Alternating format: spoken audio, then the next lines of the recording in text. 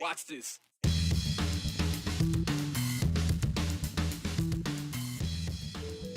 Would Idaho property taxes be significantly lower if the state of Idaho went back to a previous homeowner's exemption? Some Democrats and Republicans support turning back the clock to use an old idea. But how would that work? President Joe Biden has a lot to say about the University of Idaho memo on talking about abortion and contraceptives on campus. The memo has the president asking what year it is. And an Idaho town of less than 500 had a major visitor. We're diving into the history of a town that can now claim Will Ferrell as a heralded visitor. And welcome to the 208. I'm Joe Paris. Brian Holmes is enjoying some time off. It is World Teacher Day, so be sure to get that homework done tonight, kids, because you got to do your homework on World Teachers Day, right? Well, education and teaching has been a major topic across Idaho for decades. A battle and conversation over education investment and teacher pay, benefits, all of it. Of course, COVID really put a spotlight on the difficulties that schools and districts are seeing right now. The message in recent years, though, has remained the same. Idaho educators and support staff have told us they feel conflicted working in Idaho. The pay for school staff is simply not as good in many parts of Idaho as it is in neighboring states. And it can be hard to make ends meet working in Idaho, according to teachers we've spoken with over the years. So even if a teacher loves the work in their community, they may not be able to stay for practical, personal, financial reasons. So Governor Brad Little and the Idaho legislature, well, they made it a goal to ramp up education funding. The West Ada School District also made a commitment this past summer. In July, the West Ada School District approved a pay and compensation increase for all of their staff. And the change included a base pay rate of $15 minimum for all current full-time classified employees. So is that helping, or is Idaho's largest school district still seeing issues with teacher pay and staffing? The average base salary for a public school teacher in Idaho sits at about $53,100. Those are the latest numbers from the 2021-22 school year, according to data from the Idaho State Department of Education. Since the 2016-17 school year, Idaho teachers have seen the average base salary increase by about $7,000. With increased attention on education funding and teacher pay, the Idaho legislature passed a $410 million measure during the special legislative session in September. That money is aimed at increasing investments into education and educators. And the hope is that better pay and benefits will keep Idaho teachers in the Gem State. At a more localized level, the West Ada School District increased their base pay rate to $15 per hour for all current full-time classified employees. The changes went into effect for the current 2022-23 school year. So teachers and staff are being paid more in the West Ada School District now. Additionally, West Ada employees that are eligible to move up the district salary schedule, they'll receive increases from 7 to 20% for the next year. So, is increasing wages helping the situation? Are administrators hearing the same issues as before, or was simply upping the pay and benefits the answer to years of the same question? How does Idaho keep their teachers? We spoke with the superintendent of Idaho's largest school district, Dr. Derek Bubb. It does feel different. And I think teacher pay is a big part of that. I think being able to, as much as we go through salaries and the cost of living here in Idaho, we know that has gone up. It's really important to be able to pay some of the most important people in our schools an appropriate salary. We've also invested in our classified staff. That was a big goal of ours this year. We recognize that classified staff salaries, classified staff in general, are the people that make the magic happen within our schools. They're a huge support for no matter what that is, from custodial to paraprofessionals. They're such a support for our teachers. They're such a support for our administration. We felt like it was really important for us to do that. And so offering our classified staff a competitive salary was an important piece, but also being able to say, hey, you know what, how are we gonna help out our teachers? How are we gonna offer them a competitive salary? How are we going to lower benefits? Our teachers last year were paying, for a family of 4, we're paying over $1,000 for health insurance. We've gotten that down, almost cut that by 50% this year. So It's an exciting time to be in education. I know we've heard from teachers around the state that say, look, bottom line, this is about payment. We just want to get a little bit more money so we can continue living here and working in these great schools. And so the legislature, they passed the funding. You guys also do your own work here. There was the critics, though, that said, we'll see if this is really about the money. Now that we're into the school year, everyone got some raises. Things are looking good here. Do you think it was about the money? Like, did that fix the problems? Yeah, I mean, I don't think it fixes everything. I think, the last 2 years, obviously, were rough on education. It was rough for a teacher.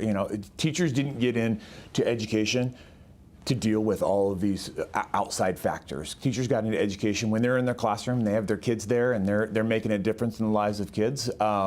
They're in their sweet spot. That's what they love to do.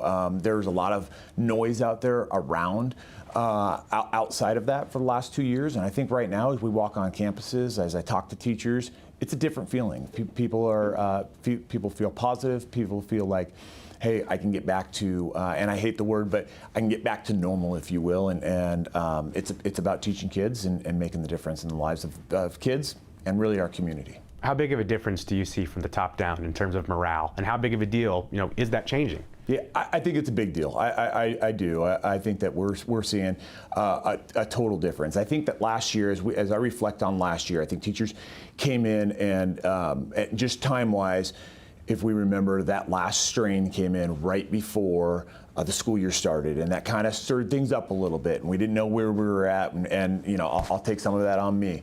Brand new superintendent.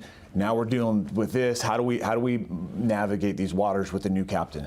What does that look like? And so being able to put that behind us and say, okay, we encouraged a lot of our teachers to take summer off and just don't think about what our jobs every single day. That was really important for our teachers to be able to do that and concentrate on themselves a little bit. And now they're back, they're motivated, they're excited, and it's good to see the kids back on campus. And I asked Dr. Bubb for his thoughts on recent investments in Idaho education, specifically for the $410 million from the Idaho legislature back in September. Dr. Bubb told me, in his opinion, he thinks it's a good sign, and it sends a strong message to Idaho schools and staff that education is valued in our state. Idaho lawmakers say that homeowners are missing out on a tax break. When an Idahoan pays property taxes, the state allows the homeowner to exempt up to 50% of their property value from taxes. But the maximum exemption in Idaho is capped at $125,000. Now, homeowners with the property assessed at more than $250,000 receive no added tax break. But a memo from the Idaho State Tax Commission says that they otherwise would. The homeowner's exemption used to index the max exemption would increase or decrease depending on the current housing market. And if the still indexed, some homeowners would be able to exempt another $100,000 off their property. It's a problem that lawmakers on both sides are looking into. Here's Andrew Bartline with the report. A booming housing market pays few favors to longtime residents and their property tax bill. The housing market has gone crazy in Idaho these last several years. So Kathleen Ireland works as a property tax policy specialist at the Idaho State Tax Commission. She released this memo in early October. The document shows the maximum homeowner's exemption every year since 1980. A quick look at 2023 shows the maximum exemption is nearly $100,000 less than what it would have been had Idaho lawmakers not changed the law in 2016. You would have a much larger portion of your assessed value being exempted from property tax and receiving a lesser tax bill. And Idaho lawmakers say a lesser tax bill is needed. Homeowners east to west, north to south in Idaho are screaming for help. Republican Representative Bruce Skog tried to provide that help in the 2022 legislative session, but his bill to index the homeowner's exemption never made it out of committee. Well, of course it's frustrating when you have a good idea and 40 people are backing you in the House to get it done. But it's up to the chairman, and I back the idea that we have good, strong chairmen, and they can put a bill in the drawer if they want, but not when there's 40 co-sponsors. This is a top priority to me. Democratic Party Chair Lauren Nekachea says Skog's experience is not unique. I think we have enough numbers to pass a bill, It's getting the bill heard that's the problem. I've brought personal bills, I've co-sponsored bills with Republicans to address the homeowners exemption, but we can't get hearings because Republican leaders don't want us to go back to an index exemption. So what is the argument that's holding back support for an indexed exemption? Well, I'm not going to make all the arguments for them, but large corporations have benefited substantially. I own commercial property and I love the tax break I'm getting, but it's at the expense of the homeowners. And as a homeowner, I don't like that. Representative Skog is so focused on lowering tax bills, he's already written a bill for the next legislative session. The bill for indexing is already drafted. It's ready to go. It has support across the state. It's been run by several assessors in different counties as well as clerks, and they're backing the bill. It's the kind of bipartisan support Representative Necochea has been pushing for at the Statehouse. You know, I'm talking to my Republican colleagues one-on-one whenever I can. Cream will rise to the top. If this is the best cream of the crop, it'll be the top bill and it'll go through. I'm pretty confident we're going to get this bill heard in committee this time, though. Necochea says it's encouraging to see bipartisan support on an issue that she's been pushing for a couple years now, but says it is hypocritical of her Republican counterparts to say that they support a bill that would index the homeowner's exemption and lower property tax bills, but then sit idle by and allow their Republican leaders in committee to stop any bill from even getting a hearing in that committee. So there is bipartisan support on this topic, Joe, as mentioned. It looks like there are people on both sides, but we're going to have to wait until the legislative session to see if a bill does get a hearing and can get through. And there's a lot of conversation amongst lawmakers about property taxes and what they could do with, local government to kind of bring that down, something we're hearing across the state. But until the session starts, we'll just have to wait and see, because when that starts, first day of the session, I have an idea. We're going to get a lot of different perspectives on how that can be brought down. But for now, though, there's a lot of different bills, too. There is. He's not the only one that has one ready to go the first day of the session. Andrew Bartline reporting. Thank you, Andrew. Folks, what century are we in? I mean, what are we doing? I respect everyone's view on this, personal decisions they make, but my Lord, we're talking about contraception here. It shouldn't be that controversial. That is President Joe Biden calling out the University of Idaho after the school sent an email to staff that basically forbids employees from talking about abortion or reproductive rights, warning them that they could actually face a felony for promoting it under Idaho law. Now, contraceptives, in its second meeting, the Task Force on Reproductive Health Care Access met at the White House on Tuesday, where both Vice President Kamala Harris and President Biden made remarks on the University of Idaho's policies. And the president was direct about the school's policies and his message for other universities where new abortion laws may force changes. Officials at the University of Idaho said it should stop providing contraception, as was mentioned by the vice president. In fact, they told university staff that they could get in trouble just for talking or telling students about where they get birth control. I've asked Education Secretary Cardona to look at the steps that we could take to protect college students and school employees in Idaho or other states where the access to contraception is at risk. And my message to any other college considering enacting policies like this, don't, please don't. So there you have it. The state of Idaho clearly has the attention of the White House, and President Biden signed 2 executive orders that take a number of actions to aid a woman's access to reproductive health care, as well as fight the battle in court. Now, tomorrow at the Idaho Supreme Court, oral arguments will pick up in the Planned Parenthood case against the state of Idaho. All 3 of Idaho's recently enacted abortion laws will be up for debate, and opponents to the law will get about 1 hour to argue their case, and their case is working to strike down the abortion laws for what they say is violating the Constitution. In response, the state of Idaho, the Attorney General's office, as well as counsel for the Idaho legislature, they will split 1 hour to share their side, which is the laws are legal and should not be altered based on arguments from the defense. State of Idaho, the AG's office, arguing that the laws are good as is. So that begins at 9 o'clock tomorrow morning at the Idaho Supreme Court, and it's a big argument day for sure, but we will also have to see what the final decisions end up bringing, most likely not tomorrow, in probably the near future. We'll keep you posted. But you may remember this all comes after in August, the Supreme Court heard arguments on why or why not the abortion laws should be paused pending further review. And only a small portion of Idaho's law was paused at the time because of a possible conflict with federal law. We'll see if that changes, though, after arguments tomorrow and after the Supreme Court weighs the arguments themselves.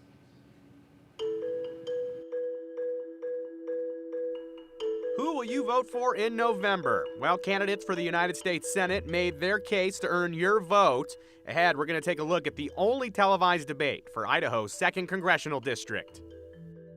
Have a question you need answered before Election Day, or maybe just a thought or two to share? Well, you can shoot me a text, 208-321-5614. Please be sure to include your name and hashtag the 208, and keep it clever and clean. We want to share these on air. Oh, that's right. Who knows? Your message may be on air at the end of our show. Stay tuned.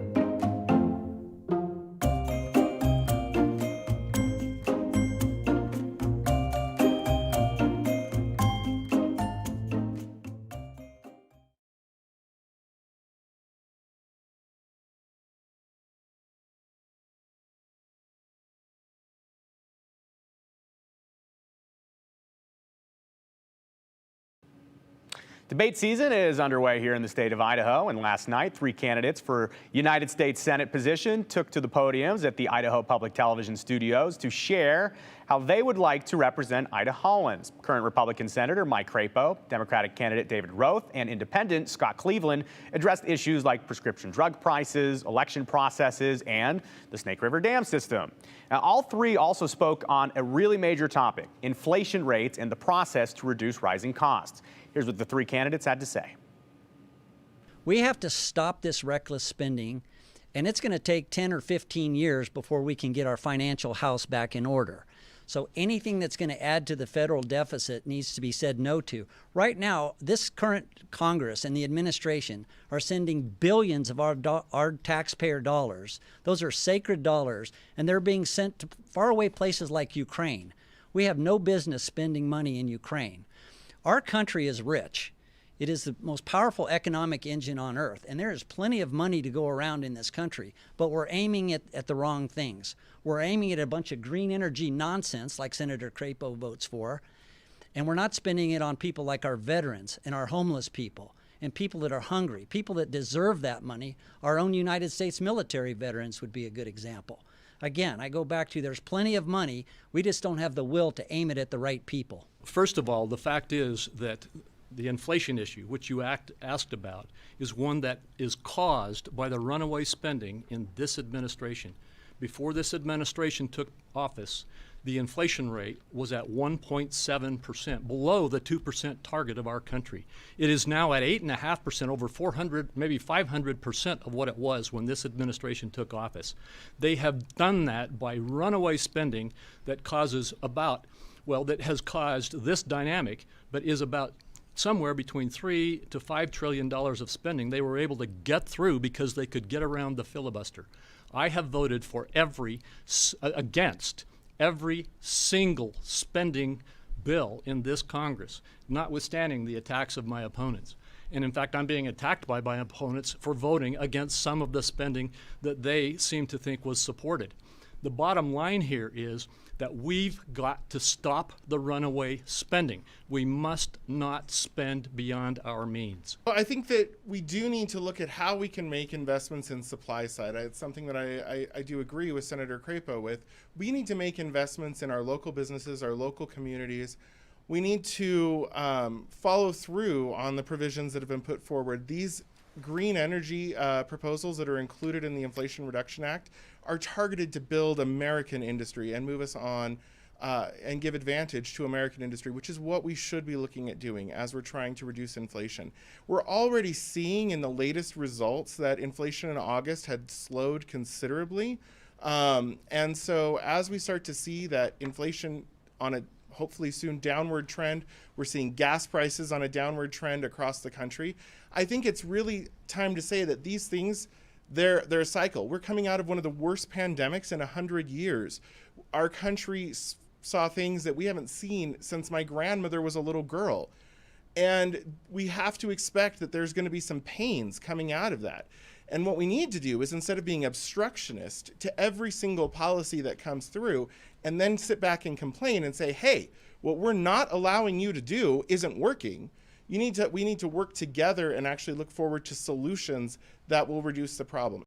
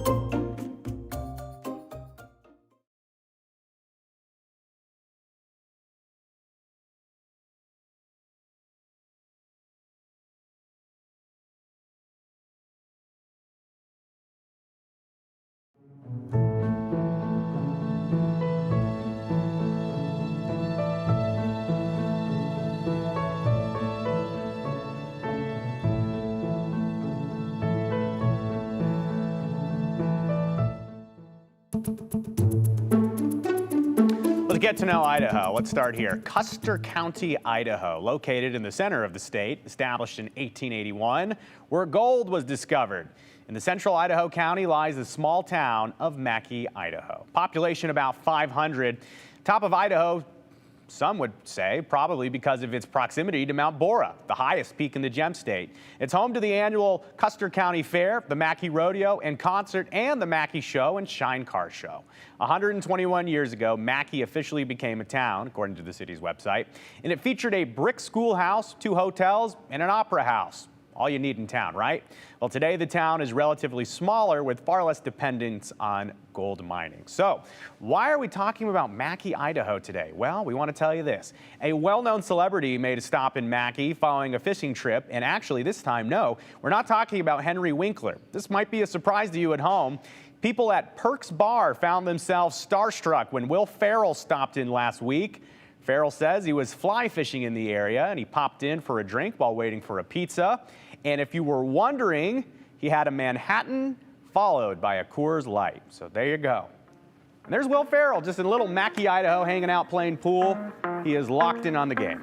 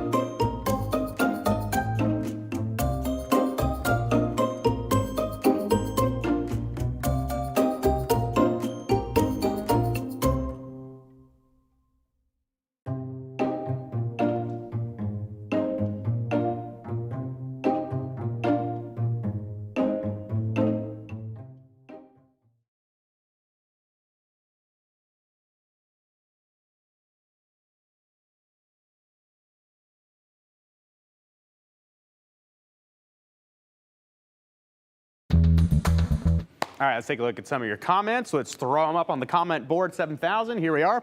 All right, hashtag the 208. Did I misunderstand what a starting wage for a teacher in West Ada schools is? $15 an hour. Wouldn't they make as much with less stress and no debt as a fast food place? So to be very clear here, when we talked about that $15 minimum wage, that is for the full-time classified staff. So that is some of the other employees that are inside of our schools. So the teachers, though, the average teacher pay in the state of Idaho is about $52,000, $53,000. That minimum wage, though, we talked about about in that story, that was for classified staff. This person says, glad to hear custodians mentioned when we talk about the classified staff. People like custodians. This person says they worked as a custodian. They made around $18,000 a year. Custodians work year-round with no spring or Christmas breaks. They work hard, no respect, no breaks. So this person happy to see that they are getting a little more money. This person says, hey, Joe, looking good being in charge. Roy, thank you, Roy. Brian will be back next week. And our last comment of the day, who knew elves could fish? Good to see you, Will. Hope to see you again soon. Come through Boise next time.